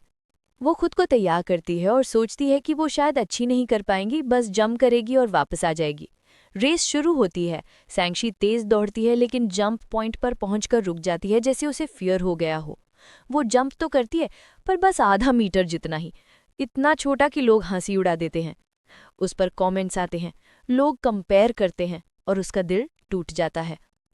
उसे 2 और चांसेस मिलते हैं। वो फिर कोशिश करती है, इस बार 0.8 मीटर। कोच नाराज होता है और कहता है कि ये क्लास की ऑनर खराब कर रही है।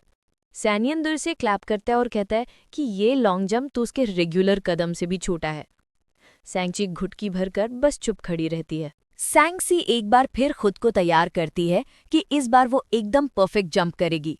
लेकिन जैसे ही वो दौड़ शुरू करती है, अचानक उसका एंकल मुड़ जाता है और वो सीधे गिर जाती है। वो जंप वाली सैंड के अंदर गिरती है और सबकी नजरें उस पर टिक जाती हैं।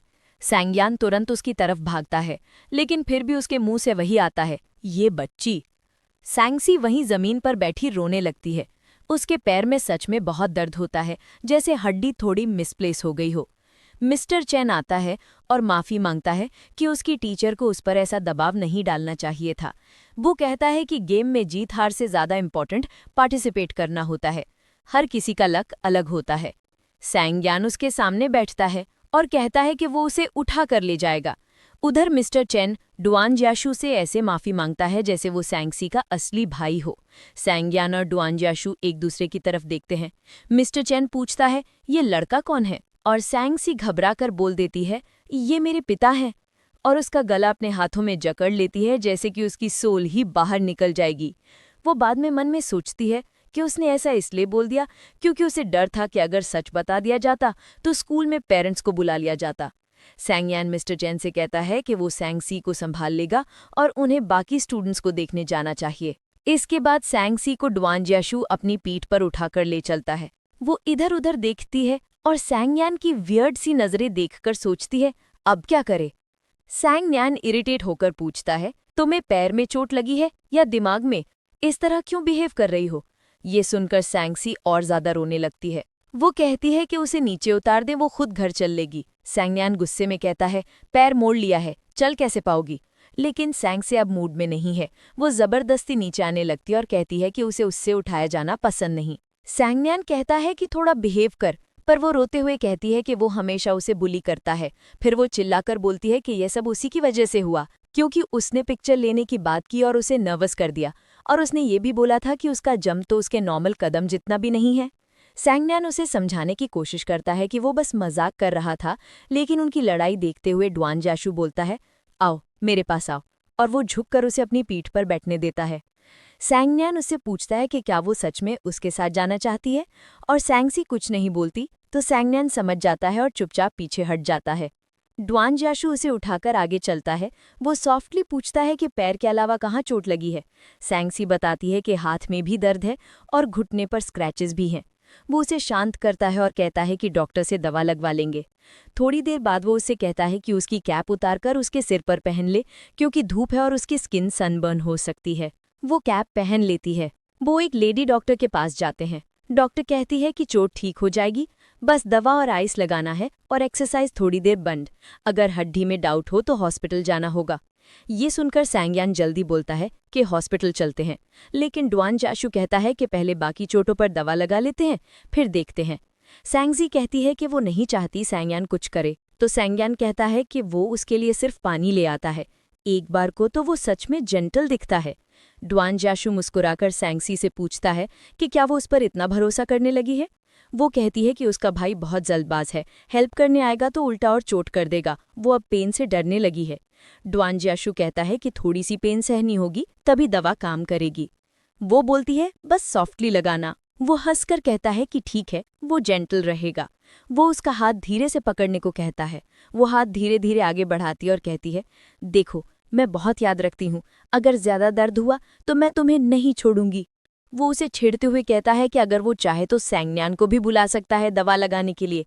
वो तुरंत चिल्ला उठती है, नो। वो थोड़ा हंसकर कहता है कि वो कुछ भी मानती ही नहीं, ना हाँ ना ना, बस उल्टा ही। फिर वो उसकी आंखों में देखकर कहता है कि वो अब स्कूल के दूसरे साल में है, फिर भी कभी कभी बिल्कुल बच्ची जैसा बिहेव करती है, हालांकि असल में वो बहुत समझदार है। फिर वो कॉटन से उसकी चोट पर दवा लगाता है और कहता है, तुमने टीचर से कहा कि सैंगयान तुम्हारे पिता हैं, तुम्हें क्या लगता है वो यकीन करेगा? सैंगसी कहती है, मिस्टर चैंग ने कभी उसके असली पापा को देखा ही नहीं, तो प्रॉब्लम नहीं होगी। ड्वान जाशू कहता है कि सैंगयान तो इतना बूढ़ा नहीं दिखता, और वो भी तो उसके जैसा वॉलंटियर यूनिफॉर्म पहने हुए है। सैंगसी हंसकर कहती है, तो बोल देना फादर चाइल्ड मैचिंग सेट है। ड्वान जाशू सिर पकड़कर पूछता है, तुम्हें कोई कॉन्शियंस है भी? मैं तुम्हारे लिए इतना अच्छा बन रहा हूं और तुम मुझ पर ही घमंड दिखा रही हो। सैंगसी कहती है, मैंने बुली थोड़ी किया, तुम बेकार में बोल रहे हो। और वो अपना हाथ उसके सामने रख देती है कि अब दवा लगा दो। वो अब अपना दूसरा हाथ भी धीरे धीरे आगे बढ़ाती है और ड्वान जाशू उसके हाथ पर दवा अप्लाई करने लगता है। सैंगशू उसे ध्यान से देखती है और पूछती है कि वो उसे इग्नोर क्यों कर रहा है। क्या वो नाराज है इस बात से कि उसने बोला था कि वो और उसका भाई पेरेंट चाइल्ड मैचिंग सेट पहनकर आए हैं? मतलब वो इस बात को लेकर थोड़ा फसी हो रहा है। वो हंसकर बोलती है कि शायद वो ग्रजेस होल्ड करता है या फिर उसकी मेमोरी बहुत स्ट्रांग है। ड्वान जाशू कहता है कि अगर वो बोल रही है कि वो ग्रज होल्ड कर रहा है, तो फिर वो इससे कॉम्प्लीमेंट कैसे बना रही है? सैंगशी अपना सिर घुमाकर बोलती है कि उसने गलत नहीं बोला, उसने तो सच बोल दिया। ड्वान जाशू फिर भी शांत रहता है और पूछता है कि असल में वो कहना क्या चाहती थी। सैंगशी कहती है कि उसने तो बस उसकी तारीफ करने की कोशिश की थी। वो खड़ा होकर उसे एक छोटा टॉवल देता है और कहता है कि उसका फेस थोड़ा गंदा है, उसे साफ कर ले। सैंगशी थोड़ा नाटक करते हुए बोलती है कि उसे सामने कुछ दिख नहीं रहा। तब ड्वान जाशू खुद ही टिश्यू निकालकर उसका चेहरा साफ करने लगता है। वो धीरे धीरे और बहुत जेंटल तरीके से वाइप्स करता है। सैंगशी को ऐसा लगता है कि उसके फेस पर थोड़ा ठंडा गर्म सा एहसास हो रहा है, जैसे दिल थोड़ा ज्यादा धड़क रहा है। वो क्यूट तरीके से बोलती है कि उसने उससे कुछ करने को कहा नहीं था, लेकिन ड्वान जाशू कहते हैं कि थोड़ी मैथ कर लो कीडो, कितनी बार उसने उसकी हेल्प की है। वो जवाब में कहती है कि अगर कभी उसे हेल्प चाहिए तो वो भी हेल्प कर सकती है। ड्वान जाशू मुस्कुराकर पूछता है कि वो उसे किस चीज़ में हेल्प करेगी, और सैंगशी बीच में ही अटक जाती है और टॉपिक बदल देती है। वो इधर उधर देखती है कि उसका भाई सैंगयान कहाँ गया। ड्वान जाशू कहते हैं कि शायद सैंगयान उसे देखना नहीं चाहता। वो ब्लफ करती हुए कहती है कि सैंगयान उसे प्यार करता है, बस थोड़ा नैग भी करता है, गिर भी गई तो भी डांट देता है। ड्वान जाशू कहता है कि वो समझ क्यों नहीं पाती कि सैंगयान बस उसकी चिंता करता है। ये सुनकर सैंगशी थोड़ा शांत हो जाती है। फिर ड्वान जाशू धीरे से कहता है कि जब उसने अपने टीचर के सामने बोला कि सैंगयान उसका फादर है, तो क्या उसे नहीं लगता कि घर जाकर सैंगयानों से सवाल पूछेगा? सैंक्षी धीरे से कहती है कि वो सवाल जेंटल तरीके से पूछ सकता था।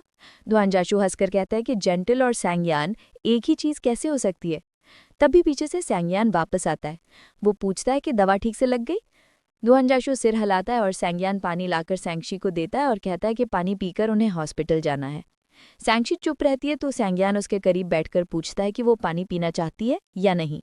वो बॉटल उठाती है, पानी नॉर्मल टेम्परेचर का है। फिर सैंगयान कहता है कि उसका रियल भाई को क्लास में जाना है, इसलिए रियल फादर उसे हॉस्पिटल ले जाएगा।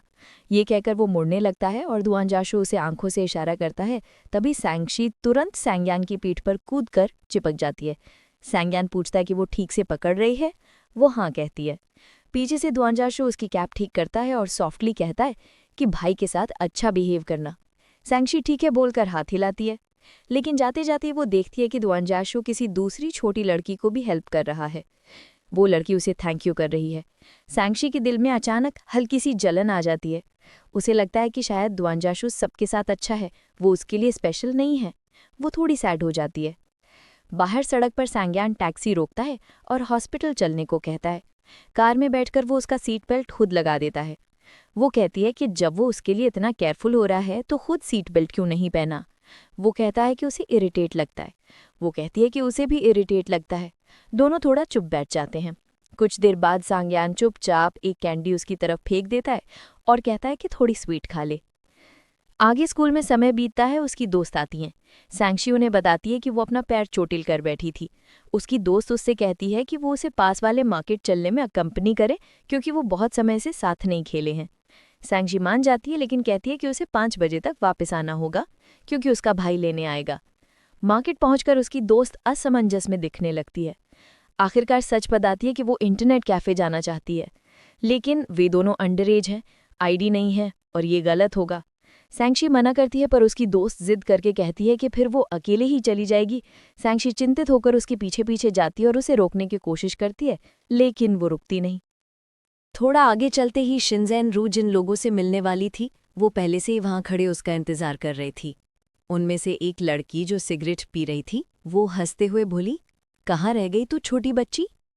पहली नज़र में वो लड़का लग रही थी, लेकिन असल में वो एक गर्ल गैंग थी। उन्होंने पूछा कि पैसे का इंतजाम हुआ या नहीं। शिनज़ेन रू घबराकर बोली कि वो अपने पेरेंट्स से पैसे नहीं निकाल पाई, लेकिन उसने तुरंत सांगसी को आगे कर दिया और कहा, उसके पास है पैसे। ये बात साफ गलत थी, पर फिर भी सांगसी शांत रही और अपने बैग से पैसे निकालकर उस बड़ी लड़की को दे दिए। वो लड़की पैसे लेकर हंसी और सांगसी के कंधे पर हाथ रखकर बोली, कल और पैसे ले आना, समझी? तू अमीर लगती है, पेरेंट्स से मांग लेना, चाहे चोरी करके क्यों न लाना, बस पैसे आना चाहिए। और फिर उसने धमकी दी कि अगर इस बात की शिकायत की पेरेंट्स को या टीचर को तो मैं रोज तेरे स्कूल आऊंगी और तुझे खेल कर जाऊंगी। और खेलने का मतलब तो समझती है। शिनज़ेन रू भी वहीं शर्मिंदा खड़ी थी। जाते जाते उन लड़कियों ने शिनज़ेन रू के बाल पकड़कर उसी तरह धमकाया कि बताया तो समझ लेना क्या होगा। सांगसी ये सब सुनकर शॉक में थी कि उसकी दोस्त ने उसे ऐसे बीच में धोखा दिया, बस इसलिए क्योंकि उसे लगा सांगसी के घर में पैसे हैं तो उसे इस्तेमाल कर लो। सांगसी का चेहरा गुस्से से भर गया। वो बोली, अब से मेरे पास मत आना और घर जाकर अपने पेरेंट्स को सच बताना। ये लड़कियां तुमसे बड़ी हैं, डरने की जरूरत नहीं। गलत को गलत बोलना चाहिए। इतना कहकर सांगसी वहां से चली गई। शिनज़ेन रू रोते हुए अकेली खड़ी रह गई। अब घर जाते हुए सांगसी के कदम भारी थे। ये पहली बार था जब उसने किसी चीज को इतना बुरा और डरावना महसूस किया था। यहीं रस्ते में उसे दुआनजियाक्सु मिलता है। वो कहता है कि वो उसे कई बार फोन कर रहा था। फिर वो पूछता है, कहाँ चली गई थी? सांगसी बताती है कि वो इंटरनेट कैफे तक गई थी। दुआनजियाक्सु उसके पास थोड़ा झुककर पूछता है, किसने जाने को कहा? वो थोड़े टीजिंग टोन में बोलता है, अगर तुम्हें पसंद नहीं कि मैं तुम्हें पिक करूं तो साफ साफ बोल दे। मैं पुअर हूं और बिजी भी। तुम्हें शर्म आती है क्या? सांगसी घबरा जाती और तुरंत बोलती, नहीं ऐसा नहीं है। दुआनजियाक्सु हल्के से उसकी तरफ हाथ बढ़ाता है और सांगसी सोचती है कि शायद वो उसे मारने वाला है, तो वो जल्दी से पीछे हट जाती है और मजाक में जीभ निकालकर माफी जैसा एक्सप्रेशन देती है। दुआनजियाक्सु हैरान होकर पूछता है, तुम्हें क्या लगता है मैं तुम्हें मारूंगा? फिर वो नोटिस करता है कि उसके कपड़े थोड़े बिखरे हैं। वो कामली पूछता है, क्या हुआ, किसी ने परेशान किया है? अब सांगसी टूटकर सब बता देती है कि कैसे उन लड़कियों ने उसे मारा, पैसे छीने और कैसे शिनज़ेन रू ने उसे फंसा दिया। दुआन जियाग्जू का हाथ पकड़कर वो चेक करता है कि कहीं उसे चोट तो नहीं लगी। फिर वो सख्त लेकिन नर्म वॉइस में कहता है, भविष्य में ऐसी जगह मत जाना और ऐसी दोस्त से दूरी रखनी चाहिए। गलत लोग दोस्त नहीं होते। और हाँ, घर जाकर पेरेंट्स को सच बताना, वो तुम्हें प्रोटेक्ट करने के लिए ही होते हैं। सांगसी धीरे से हूं करके मान जाती है। रास्ते में उन्हें एक दोस्त साइकिल पर मिलता है। दुआन जियाग्सू साइकिल ले लेता है। फिर वो सांगसी की तरफ देखता है और हल्के मजाक में कहता है, चलो बिग ब्रदर तुम्हें घर ड्रॉप करता है। सांगसी ब्लश कर जाती है पर कुछ बोलती नहीं। वो बाइक के पीछे बैठती है, लेकिन उसके हाथ हवा में बने रहते हैं। दुआन जियाग्सू खुद उसके हाथ पकड़कर कहता है, मुझे पकड़ो नहीं तो गिर जाओगे। सांगसी धीरे से उसके पीठ पर झुकती है। उसकी उंगलियां उसके शर्ट को हल्का सा पकड़ लेती हैं और उसका चेहरा लाल हो जाता है। दुआन जियाग्सू साइकिल चलाना शुरू कर देता है, धीरे, स्टेडी, बिल्कुल ध्यान से, जैसे वो जानता हो कि उसे कोई प्रेशियस चीज ले जा रहा है। सो गाइज, आई होप कि आप लोगों को ये वीडियो अच्छा लगा होगा। अगर आपको ये वीडियो अच्छा लगा तो कमेंट करके बताइएगा मैं इसके आगे की पार्ट कंटिन्यू करूं कि नहीं। अगर आप सभी चाहते हैं कि मैं इसके आगे पार्ट को कंटिन्यू करूं तो आप सब कमेंट में लिखें next part. Thanks for watching.